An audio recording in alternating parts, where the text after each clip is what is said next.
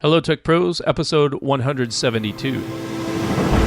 We are identifying them in the wild, so it's time that we need to address this as an industry. That's it. It's time to have these conversations, period.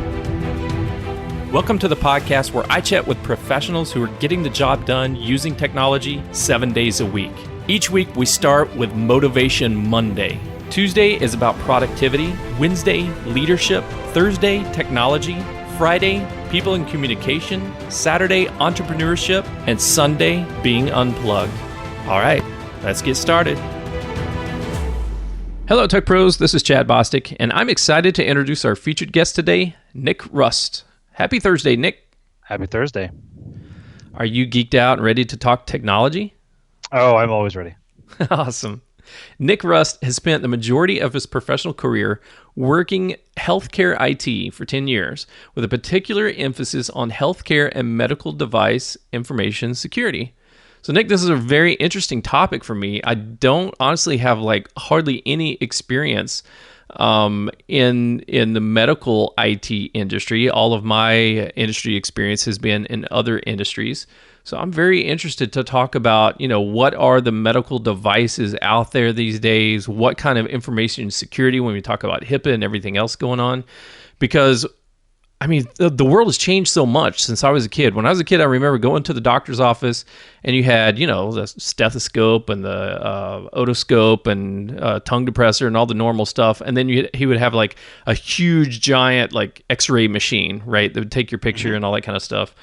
And then fast forward to today, 2015 or 16, the last time I went to a private doctor's office, is more of a boutique doctor's office, and they had the really, really fancy table, that you sit on, and the table itself that you sit on measures your weight, and then it texts it to the iPad that the doctor's assistant is carrying around, and they just got all these kind of gadgets and stuff. It looked like something out of a James Bond movie, and I was like, what happened to the medical industry? This is so cool. I want to hang out in your office for hours and just kind of explore all the little gadgets and gizmos you've got around here. Yeah, actually, the origin of medical devices in the practice of medicine is part of the reason why there is the conflict that we have with medical devices in the field in healthcare IT today. And when you spoke earlier about your lack of experience with healthcare IT, unfortunately, that's pretty common. And as an industry, it is absolutely unique. And that gets overshadowed a lot. The particular aspects of it that are unique, but you deal with patient health information constantly. There's actually a law that pertains to that. And if you are found in breach of that particular law, that is massive, massive penalties and fines for your particular institution. The only thing that comes even close is finance, but finance is literally 15 years ahead of healthcare IT because they make money.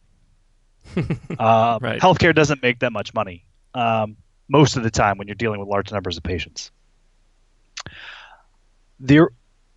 When medical devices first became a thing, they were that very tangible, very analog thing.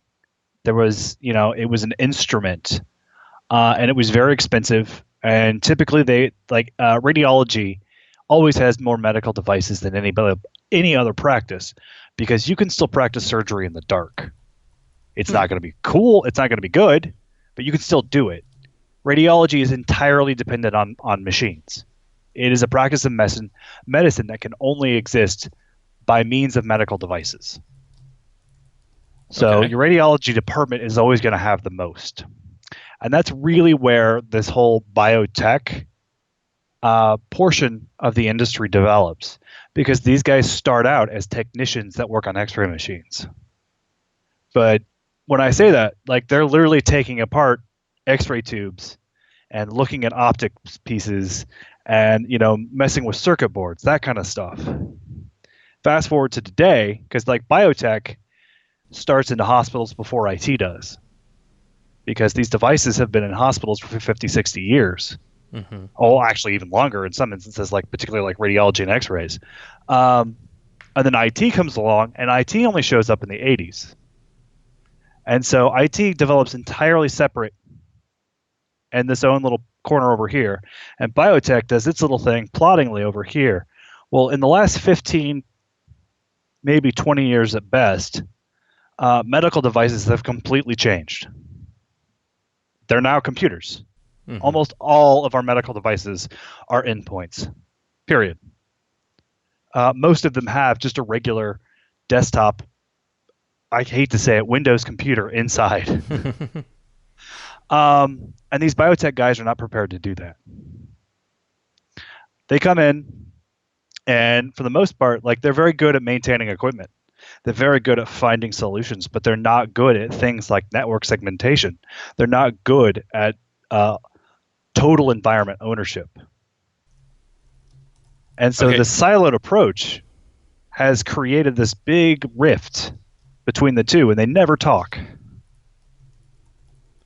Gotcha. So when you're talking about the biotech guys or girls or whoever the technicians, are you talking about the manufacturers and the people who invent this technology, or are you talking about the service providers who actually install them, implement them, take care of them, use them, train the doctors and the nurses and the practitioners to actually use this equipment?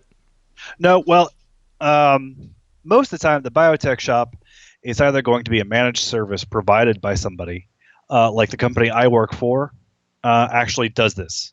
We're a managed service provider for biotech services. So, your entire biotech department will be outsourced to us, but we actually hire your men to come back, and take care of your environment for you. What I mean is the biotech guys are the guys that are actually doing the repairs and the regular maintenance on all your medical equipment, Okay. wherever it be. They rarely ever do actual education work. That'll be handled by a vendor. In some instances, the vendors themselves will do maintenance on specific devices. This is especially common with things like telemetry systems and patient monitoring systems, because those vendors will come out. They'll actually lay their own cable. And all those devices, all that entire network and environment will be basically purchased as a whole unit, and then they will fix it Mm. beyond the simple change of an individual patient monitor.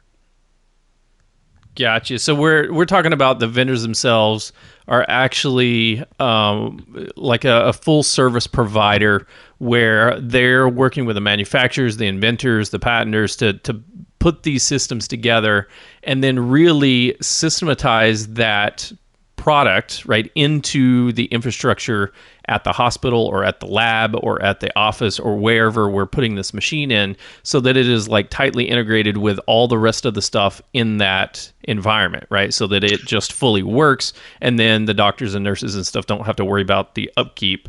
They just like it's part of the package. It just works. Well, to an extent, when the vendor does things like this, um, usually that entire um, package is doesn't have to be integrated. It's supposed to be completely separate from everything else. Okay. So those systems are special, and they usually get the kind of particular care and attention that they require, because those are usually very high value systems where there is absolutely zero risk tolerance allowed. Mm. Like I'm talking like telemetry, where you're actually monitoring patient heartbeats in real time, and other patient monitoring vital signs systems. Now the problem is in all those devices that are not vendor supported directly, um, because this will be taken over by your biomed guys. But your biomed guys don't have networking credentials. Your biomed guys don't know how to do network segmentation. Your biomed guys, for the most part, don't even know how to talk to IT. Hmm. There is no biomed to IT liaison. So all these middleware devices are out there, and they will be things like infusion pumps, or spirometers, or X-ray, or ultrasound. Oh, ultrasound! There are so many different versions of ultrasound equipment. You have no idea. Wow. There's like 20 different thousand kinds of ultrasound devices, and they all have different requirements and needs in terms of how to support them, and they're a level of integration into an existing IT infrastructure. Okay, so Nick, here on Hello Tech Pros on the Tech Thursdays, we always talk about the past, the present, and the future of tech, and we have been blended, and this is all my fault, right? We've been blending a little bit of the past, and a little bit of present together in this conversation, just to kind of get me up to speed on where we're at today. So maybe let's break it and jump to the past. Let's go back to maybe the 80s, right? When IT was first moving into this sector, and as you said, we already had X-ray devices, we already had sonograms. We already had a lot of stuff for many, many years, but now IT is coming in as its own process and its own technology and its own infrastructure, and we're starting to lay cables, and we're starting to put servers, and we're starting to gather data and whatnot. So, what was the environment like in biomed and IT working together or working apart back in, let's say, the mid '80s? Well, the biomed guys were already institutionalized at this point. They had already been taken into the entire scope and practice of medicine at that hospital, and were well established in their practices, policies, and procedures by that point. So then the IT guys come along, and they're the upstarts. And they're off in their little corner, and then unfortunately there's almost no overlap at this point. There's almost no instances where the two of them will talk. Mm-hmm. Because at this point, if the biomed guys get something that is too computer heavy, then the vendor will usually come in and help, or it'll just simply get replaced. Gotcha. But also, there isn't any networking going on at this point. Mm-hmm. And so a breach of patient health information isn't a problem because there's no databases of patient health records. Nothing is digitized at this point. So your only endpoints in terms of like the IT guys are going to be the very rudimentary beginnings of your electronic medical record softwares that are scheduling applications, doctors' things like what doctors are on staff at what times, that kind of stuff. And so this division never really gets bridged even until today. Right, because back then, I mean, the patient records, this is all paper, right? Everything was paper, and it was like, okay, if somebody has access to the Xerox machine and a box full of patient records, they could do a lot of damage. But other than that, it's not like we've got data leaking out on the internet. We Right. don't have people snooping Wi-Fi, and trying to get access to this stuff. And there was no value to those patient records at that time. Because like the levels of identity fraud that they're being used for today just simply weren't possible at that time. Mm-hmm. So the idea that these patient records would actually be a thing of value that people would want to steal is completely alien at this point. Okay, so now let's fast forward to 2016, where things have matured quite a bit on both sides, right? So now we have, as you said, we have medical devices. The biomed industry is really packaging computers with sensors on the other end of it, right? Yes. Whether it's Windows or Linux or proprietary or whatever it is, but they've got computers that kind of do computery type things, right? You take bits and you got bytes and you move them through the tubes and it's all connected and whatnot. And I'm guessing a lot of that is over, just general TCP/IP kind of network connection. Yeah, absolutely. Okay, so tell us about the state of that. So now that you've got patient records and like you said, actual telemetry data and all this kind of stuff moving across the network, how do you secure that network to make sure that my information is not getting accidentally published, on WikiLeaks, and more importantly, that some hacker is not going to stop my pacemaker or, tamper with my information or something? Well, that's a very good question, and that question is the reason why I'm currently in the role I'm in. Awesome. Because nobody has a very good answer to that question. Hospitals are only now beginning to realize how bad the situation is. Earlier this year, the FDA came out on a summit for cybersecurity, basically telling both end users and manufacturers the industry is far below standard, and this is unacceptable. We really have to do things to improve the level of cybersecurity in medical devices. The Office of Civil Rights, which does HIPAA audits, has hinted that going forward, medical devices will no longer be off the table, so to speak, when it comes to a HIPAA audit. Does that mean that they were off the table before? So before now? Not formally, not Okay. formally, no. But I don't know of any cases where the OCR actually came in and took a real hard look at HIPAA regulations as they apply to medical devices, because these devices are expected to be compliant, and none of them are. Mm. To be fair, some of these devices, their entire purpose is exactly polar opposite of HIPAA, because it's their purpose is to take health information and make it available to health practitioners as quickly as possible. Right. I mean, I've always, as a software developer earlier in my career and as a manager of software developers in different companies, I have had this love-hate relationship with our internal security departments, because as we were transitioning from everything was internal inside the network to, okay, now we need to make mobile devices or make mobile apps to run on mobile devices so that anybody anywhere could do this job from any location. And so my job was to enable workers anywhere to be able to access the information. And yet security was coming down and saying, no, no, no, what we need to do is lock it down so that nobody can get access to it unless they're like physically here in the building. And so sometimes we come up with these conflicting interests, right? So how do you balance the security of the data, the security of your information, with the actual usability of these systems and make them a lot more performant? Yeah, no, that's a perfectly succinct summary of the problem that the healthcare industry is facing right now, and it's even compounded by the fact that many of these devices aren't even innately capable of even the most remote or basic security features. Wow, like what? Like Because what would be the like basic whitelisting, okay. like network whitelisting, just nope, can't do it. No encryption possible. Username or passwords depends on the modality. You might get lucky. Wow. But yeah, it's insane. And it's like, what OS is this thing using? Windows XP. And that's still out there in the wild. Like that device is still in use Wow. because it So cost $500,000. so we've got this ecosystem where just the R&D and building these devices, putting them out there is so expensive. And like, okay, once we got it to work, it works. Like the code compiles, like it does the thing it's supposed to do. It's not crashing. It's taking the X-rays and it's taking the picture and then it's digitizing that picture and then it's putting up on the screen, and then the tech can read it and tell the patient what it is.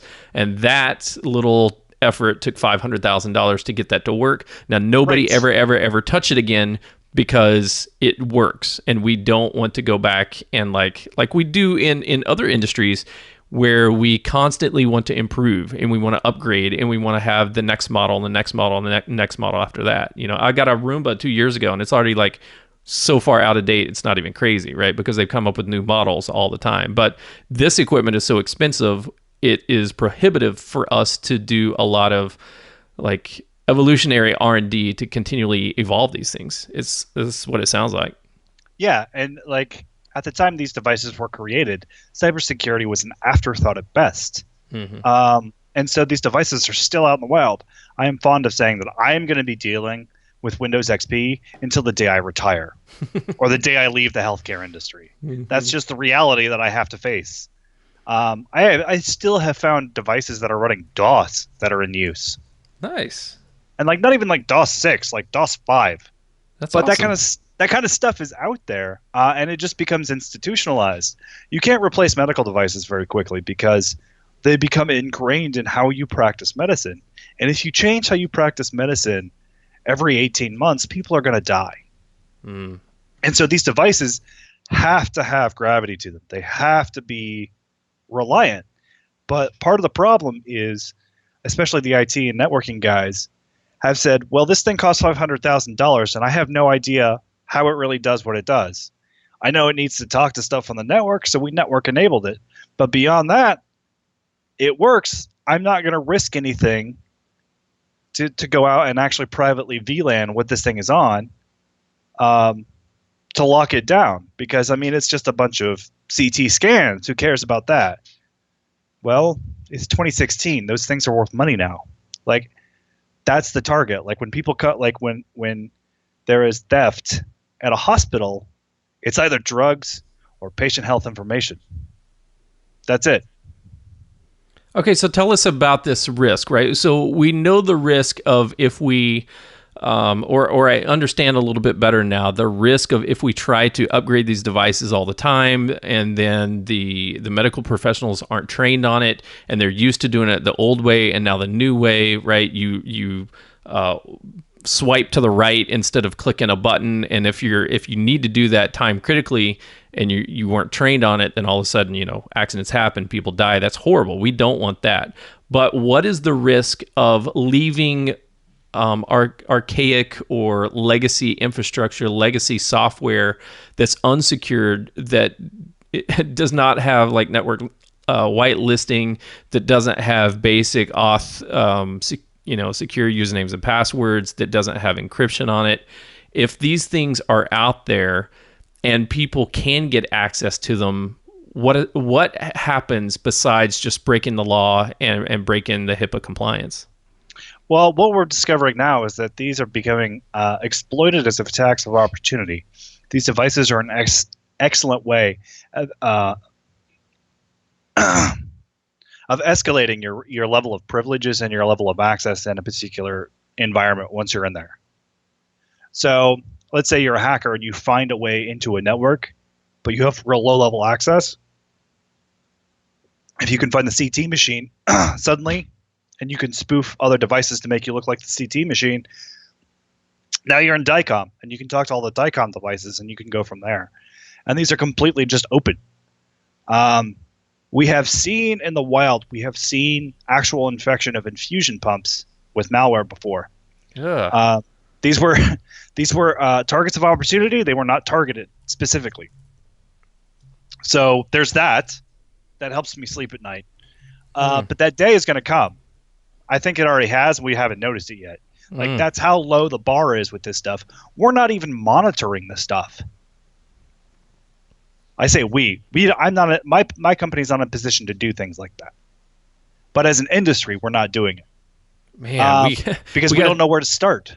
We got devices out there that could be, or in the past have been, infected with malware that are literally like pumping blood in and out of a person's body and keeping them alive. And what happens when that machine is now infected with a computer virus that is controlling the life or death of an individual? God, that's pretty freaking scary.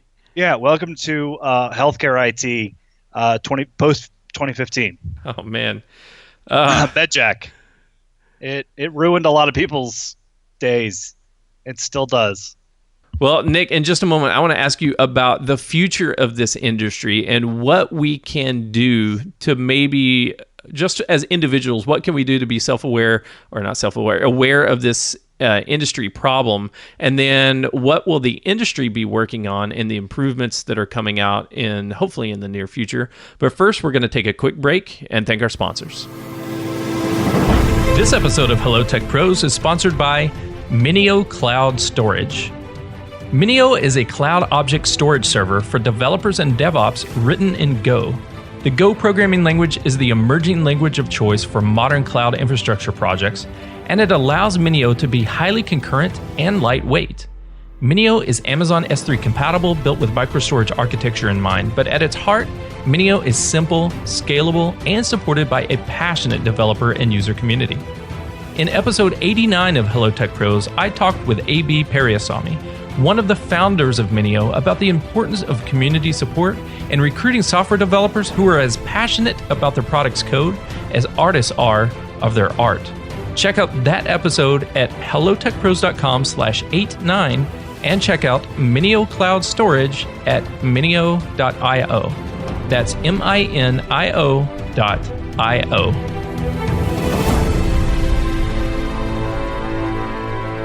Okay, we're back with Nick Rust. Nick is a professional in the healthcare IT industry, and he has a particular emphasis in healthcare and medical device information security. And because of Nick and because of this episode, I don't think I'm going to be able to fall asleep tonight. And the next time I get a sniffle, I think I'm just going to stay home. And my plan is to just never get sick again or never have an emergency and go to the doctor, go to the hospital. Because I don't know, because I know the engineering practices and the software development that goes on in just regular IT world, right? But now we're talking about all the bad, scary things that could happen with the medical devices, like malware getting infected into an infusion pump, and more and more, and hackers getting access to your medical records and selling them on the open market. So, Nick, what are we going to do about it? Like, what is the future of this industry, and how are we going to both upgrade it when the costs are so high, and secure everything when it's really, really tough to get a handle on these devices? Absolutely. There are two big routes I can see already developing moving forward. The groundwork for this stuff is already here. The first is in passive malware analysis, where you don't have to install any software on a client side on a particular device to analyze it for malware infection. The DoD recently signed up to do some research behind this, but I know that Kevin Fu at the University of Michigan has already started work on a device called PowerGuard, I believe. Now, what it does is it analyzes the power usage patterns of a device and compares that to known standards of how that device is supposed to operate. So you can even tell if this device is being used when it shouldn't be, or if a device's processor is being hijacked by malware and is actively computing when it should not be doing that. This is fantastic because there are a lot of devices out there that we can't install malware on. There has been, I know of one case of a cardio camera that crashed during a procedure because the antivirus software that was installed on the endpoint was set to scan the system every 30 minutes. Yeah. Yeah, and sure, that's great for a desktop computer, but you can't do an operating room camera that with that kind of turnaround. Right. Right. I mean, we just have problems on our desktops. I've had problems before with like Norton antivirus, and I'm trying to do something, and then all of a sudden it's like, oh, hey, I see you're trying to do something important and you need to get this report out to your boss in the next 10 minutes. You know what I'm going to do is I'm just going to do a full scan on everything right now and just kind of like take over all the resources of the computer, and I'll get back to you in about 2 hours. Right. And, yeah. We know how annoying that is when all we're doing is looking at cat pictures. Now imagine that you have a camera. I wasn't compiling cat needle. Pictures for my boss. You have a camera and a needle in someone's heart. Yeah. And it elects to do this. It's a problem.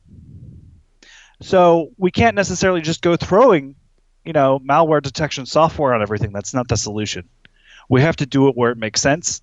And these passive systems are really one of our best bets going forward.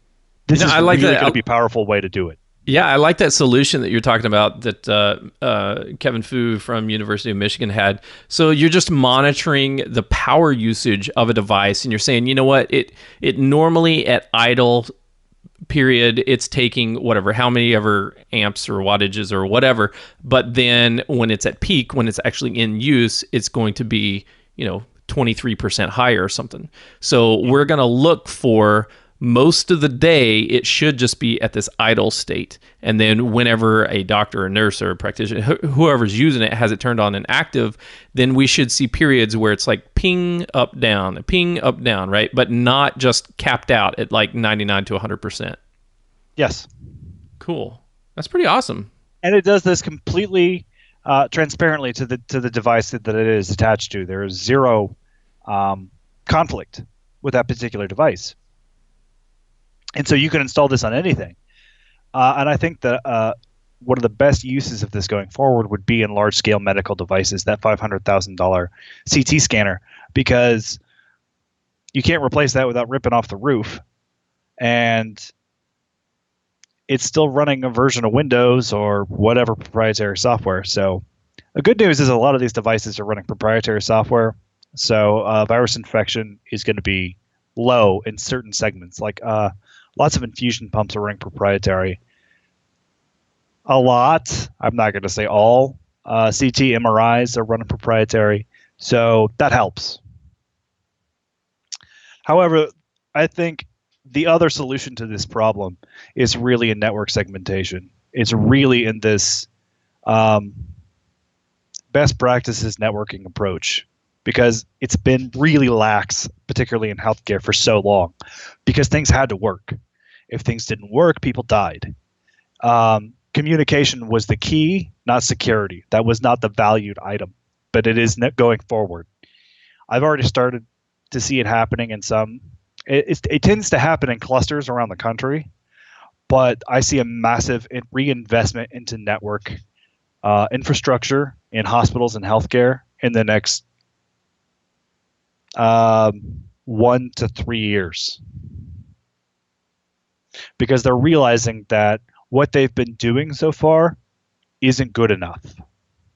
Good stuff. How big is this industry? I can imagine, like I've got a number in my head, but how big is the opportunity here for, network security principals and consultants to come in and to start to overhaul these systems and put in, really good network segmentation and best practices across different healthcare providers? Well, in terms of actual numbers, I'm not sure. I know that healthcare takes up about 14% of GDP. So you can use that as a good measuring point. It's important. Pretty big deal. Pretty big deal. Yeah, part of the problem with this, though, is that typically hospitals that have gone through some kind of merger or consolidation are going to be better equipped to handle this stuff. And so that is probably just going to throw more pressure on this industry to consolidate. But the consolidation aspect makes these targets more valuable because if you can compromise one hospital in a network of 75, your chances of being able to compromise the other 74 are much higher. Whereas before, defense through obfuscation was an excellent defense for a lot of these players because, your county regional health center in wherever in a nice rural area of the country was not a big profile target because it would only have maybe 3,000 patients come through it in a 6-month period of time. Right. Well, that's no longer a good defense anymore because with the internet, we know where everything is all the time. And we know that those places are going to have the least amount of defenses available to them. Yeah, and then a lot of the little folks have been getting bought up by bigger companies, right? So yes. So there's one regional place which is just like the local footprint for a bigger organization that, like you said, has 75 different locations across, the Midwest or whatever it is. So, Nick, this is pretty scary stuff. If we wanted to get into the industry, is there a big need and big demand? Or there are a lot of, because I hear data science. Everybody's hiring data scientists. But is the industry actively hiring and trying to get more technical professionals into this area, into the area of healthcare IT security? They are slowly. I don't see tons of positions opening up, but I would say that data security is probably the best growth area in healthcare IT period right now because it has been so neglected for so long. It cannot be ignored any further. And so lots of budgets are going to get reoriented to be very data security heavy in the near future. Gotcha. Well, Nick, I am planning on never to get sick again, as I said at the break. But best of luck with that. Yeah, I'm working on it. It's a new life goal that I've got. But before we leave this interview, do you mind sharing any parting words of wisdom for our audience other than staying healthy? The best way that we can connect with you, and then we'll say goodbye. As far as best parting words go, it sounds a lot scarier than it is, but it's still pretty scary. We talked a lot of stuff that is individual unique cases so far, but we are identifying them in the wild, so it's time we need to address this as an industry. That's it. It's time to have these conversations, period. The best way to get a hold of me professionally would be on LinkedIn. I'm at linkedin.com/IN Nick Rust, NICKRUST. Pretty simple. Awesome. Nick, thank you so much for joining me on Hello Tech Pros today. I really value your information that you shared with us today. I had no idea the industry was in such a state of, oh my gosh, things are worse than anybody ever talked about in my life and in my circle. So I appreciate you pointing this out to me, because it sounds like it's something we definitely need to put a lot of time and effort and energy and money on to shore it up. Well, to be fair, I do work for a consulting service. Sure. So the boogeyman stuff is a little, it's part of our go-to sales pitch, but it is a serious issue. We do need to start talking about this. The healthcare industry has gone too long ignoring this aspect. That's the reality. Well, thanks for coming on the show and letting us know all about it, and appreciate all of your advice. Sure, anytime. Tech Pros, if you're a developer working on different systems, security is critical. It's critical. I have been the worst developer in earlier days. I completely didn't care because I didn't think about the future of, where this data could be used, what could happen to the overall network if somebody got access to this.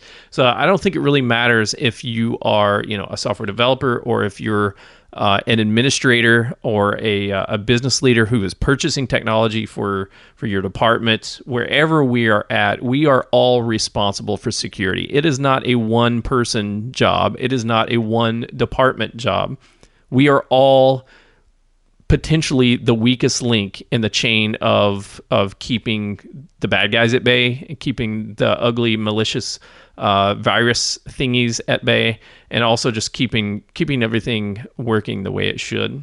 So take a look at your own systems, man. If you're using weak passwords, change that. If you know that there are systems that are a potential gateway into the bigger network, like, talk to somebody about it. Tell somebody about it. You've been listening to Nick Rust, and I'm Chad Bostic. And until next time, take care. The show notes page for this episode can be found at hellotechpros.com/172. Do you use Slack for team communication? Join the Hello Tech Pros Slack channel at hellotechpros.com/Slack.